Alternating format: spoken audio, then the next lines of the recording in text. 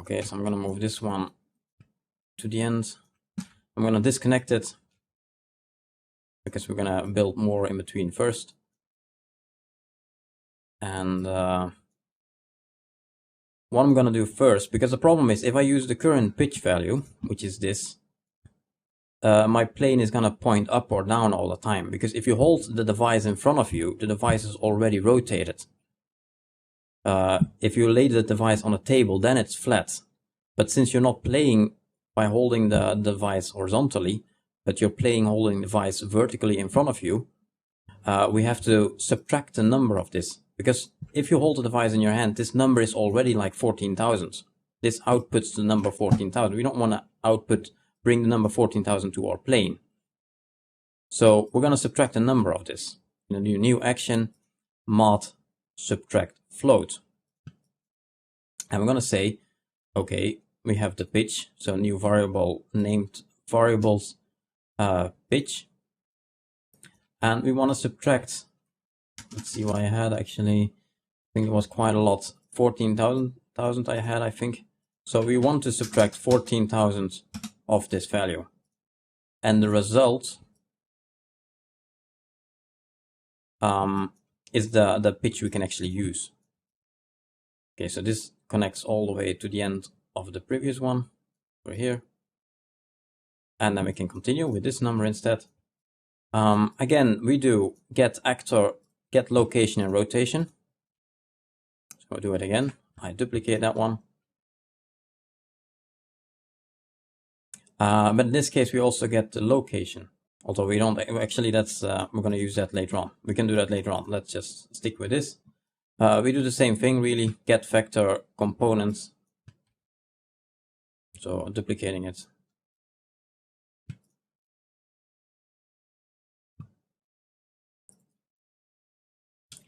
In this case, you want to have the X number. So I take X. Again, it's too sensitive, so I'm going to make it less sensitive. So I'll take the divide float here. Disconnect the current ones. Okay, and A is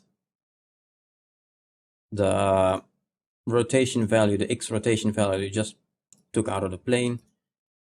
Add a float and make the float 8. So we're going to divide by 8. Next up, we're going to add the float. Add the result of that to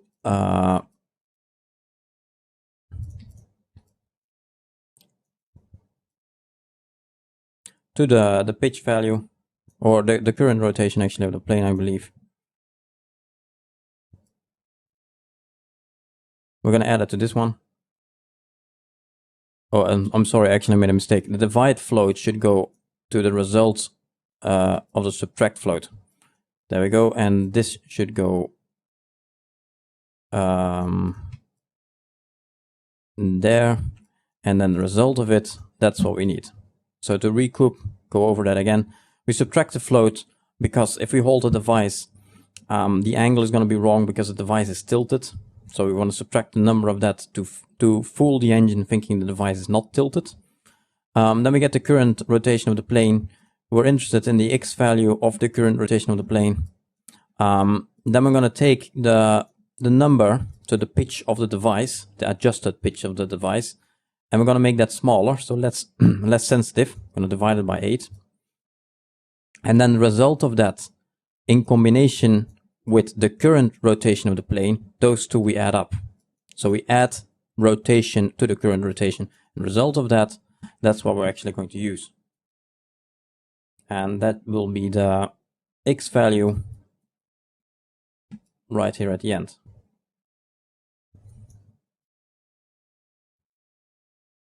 I actually need this one. So let's reroute this.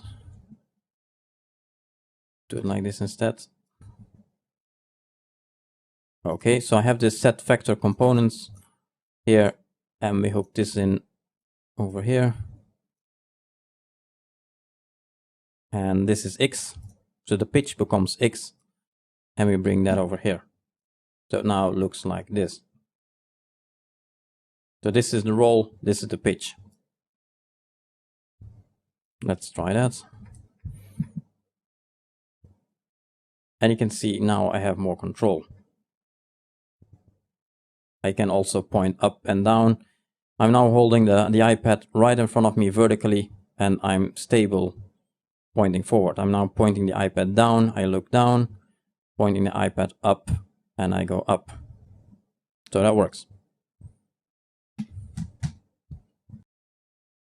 Also, you can see that the plane keeps flying in the same direction. So what we should do in set velocity is enable velocity relative to actor rotation, and that should fix that problem. So let's try that. Actually, it's behind the screen for some reason. Maybe because I enabled this. Let's try again. Okay. You can see now the plane actually turns when flies in the direction where it turns to. So now I have an actual proper flying thing. Not very pretty, but it works.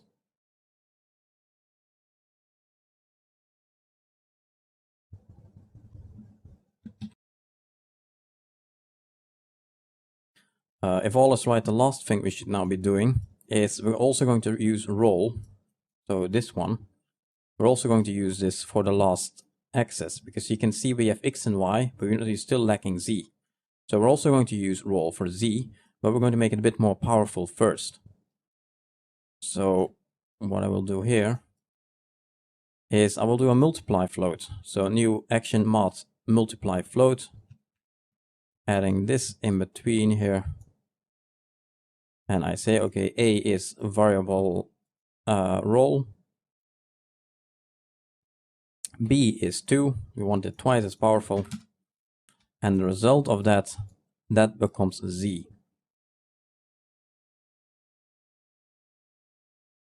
So it looks like this. And try that out.